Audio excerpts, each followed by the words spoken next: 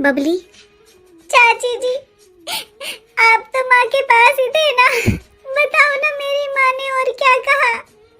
बबली देख बेटा, अब जीजी इस दुनिया में नहीं है और मेरी बात ध्यान से सुन। मैं तुझसे जैसा कहूँ ना वैसा करना। ये कानों के अपनी भाभी को दे दे, इन पर उसका हक बनता है, क्योंकि जीजी की आखिरी समय में तेरी भाभी ने सेवा की थी। नहीं चाची, ये मैं किसी को नहीं दूंगी चाची। ये मेरी माँ की आखिरी निशानी है।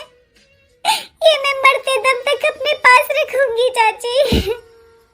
चाहे आप मेरा कुछ और ले लो चाची, पर ये नहीं दूंगी मैं। बेटा मेरी बात समझ, ये जीजी की आखिरी निशानी है। ये चाहे तेरे पास रहे चाहे बहू के पास रहे, लेकिन रहेंगी तो घर में ही ना। लेकिन ये भी सच है बेटा, अब जीजी इस दुनिया में नहीं है और माँ के बाद मायका भाई भाभी से होता है। देख बेटा, ऐसा ना हो ये छोटी सी चीज की वजह से दोनों ननद भाभी का रिश्ता खराब हो जाए। भाभी, ये लो माँ के झुमके। इन पर भाभी आपका अधिकार है, क्योंकि माँ की सेवा आपने की थी।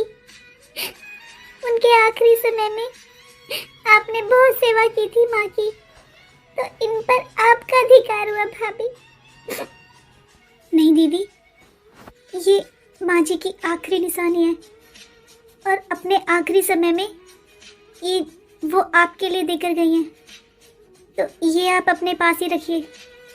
ये घर बार सब माँ जी का ही है दीदी, हमारे पास तो उनका इतना कुछ है।